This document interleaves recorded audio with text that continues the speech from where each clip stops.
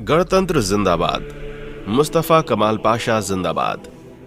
29 अक्टूबर 1923 को तुर्की के चुने हुए जनप्रतिनिधि नई सरकार के गठन के बाद ये नारा लगा रहे थे।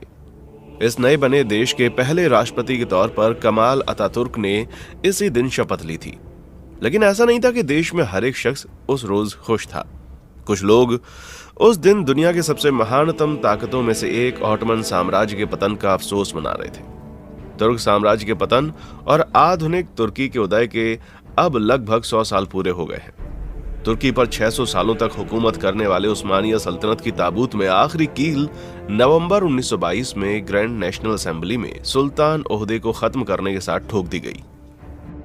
तुर्की पर इस खानदान ने 1299 में इसकी स्थापना से लेकर इसके पतन तक शासन किया।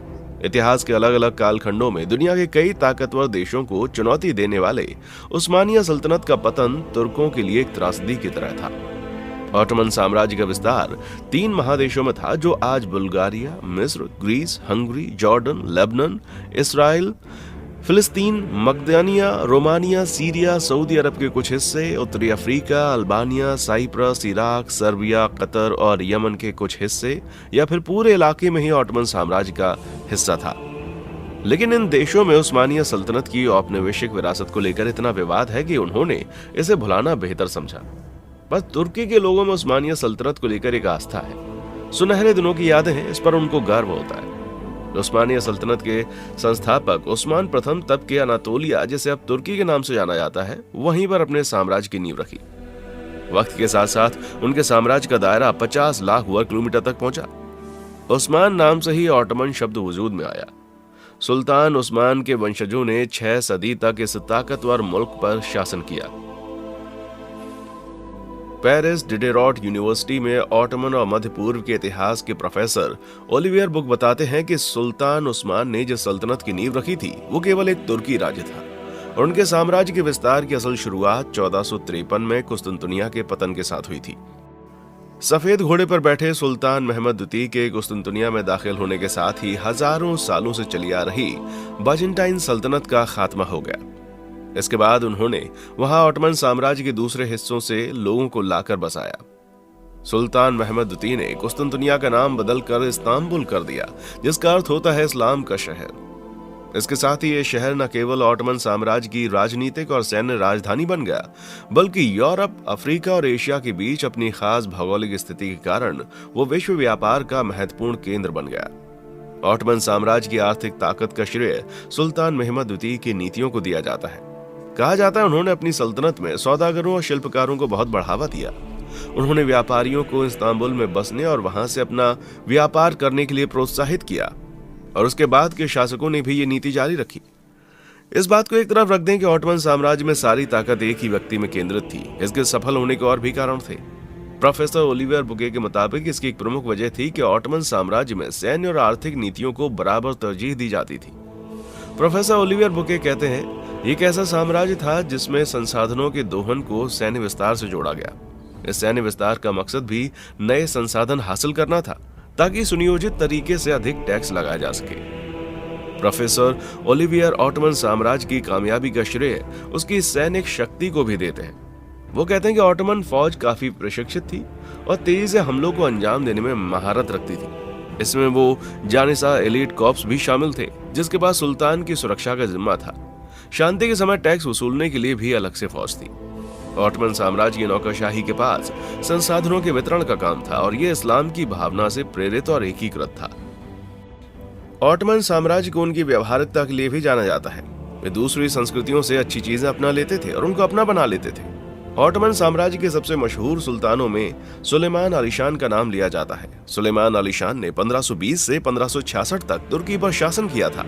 सुलेमान के दौर में ऑटोमन साम्राज्य की सीमाओं का विस्तार बाल्कन, हंगरी और वियना तक था। पश्चिमी दुनिया में सुलेमान को आलीशान का खिताब मिला तो पूरब में उन्हें कानूनी कहा गया। इन्हीं खिताबों में से एक उपाधि पूरब और पश्चिम के सुल्तान की भी थी, जिसे लेकर विवाद है। इतिहासकारों का कहना है कि सुलेमान आलीशान के इस खिताब को रोम की सत्ता को चुनौती के रूप में देखा गया। हालांकि सुलेमान के शासनकाल के बाद भी ऑटोमन साम्राज्य का विस्तार होता रहा, लेकिन पश्चिमी दुनिया में सुलेमान की हुकूमत को ऑटोमन साम्राज्य के स्वर्णकाल के रूप में देखा जाता है। इस दौर में कई सफल सैनिक अभियानों को अंजाम दिया गया।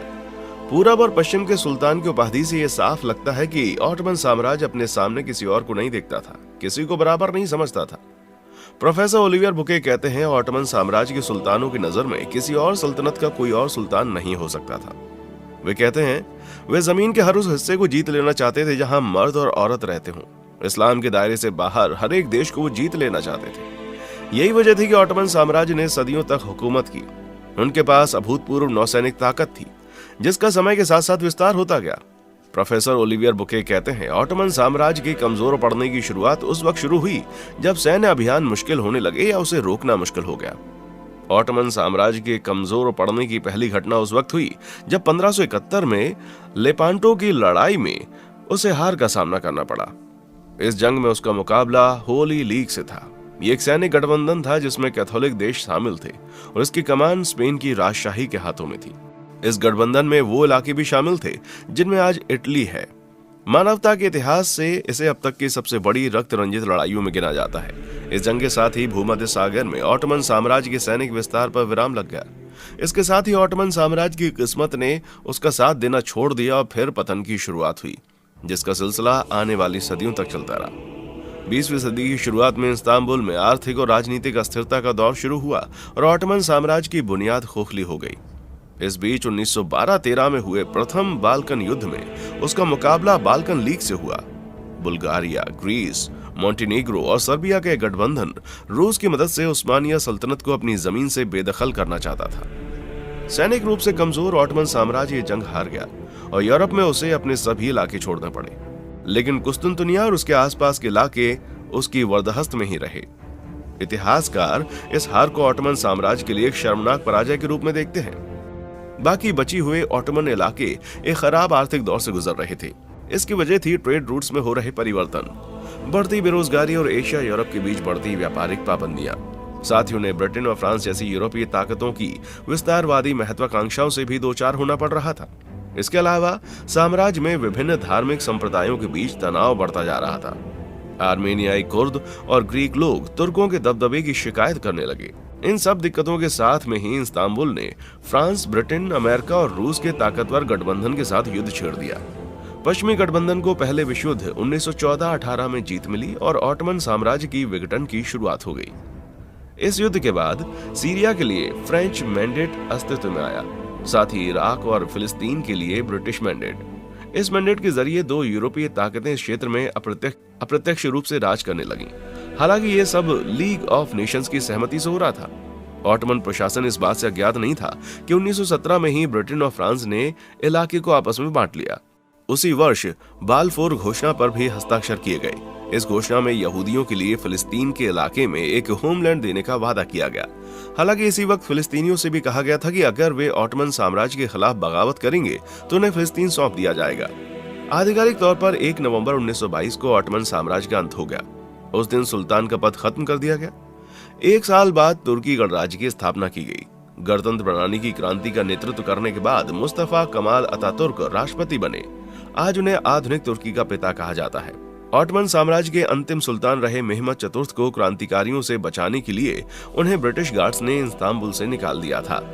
मेहमद इटली पहुंचे और वहां समुद्र किनारे सेन रेमो रिजॉर्ट पर रहने लगे। और किस्मत देखिए, ये वही जगह थी जहां उनके साम्राज्य को बांटने पर ब्रिटेन और फ्रांस ने चर्चा की थी। वहीं 4 साल बाद उनकी मौत हो गई। सुल्तान इतने गरीब हो गए थे कि मौत के बाद उनका ताबूत इटली के अधिकारियों ने अपने कब्जे में ले लिया। वे चाहते थे सुल्तान ने जो स्थानीय व्यापारियों से कर्ज लिया था, दफन किए जाने से पहले उसे चुकाया जाए। इतिहासकार ओलिवियर कहते हैं, तुर्की के शासन और वर्तमान राष्ट्रपति रेचेप तैयप अर्दोआन ने साम्राज्य के पतन में पश्चिम की जिम्मेदारी के विचार को कई सालों तक उठाया। हालांकि हाल के वर्षों में तुर्की में एक नए ऑटोमन युग को पुनर्जीवित करने की भावना ने जोर पकड़ा है।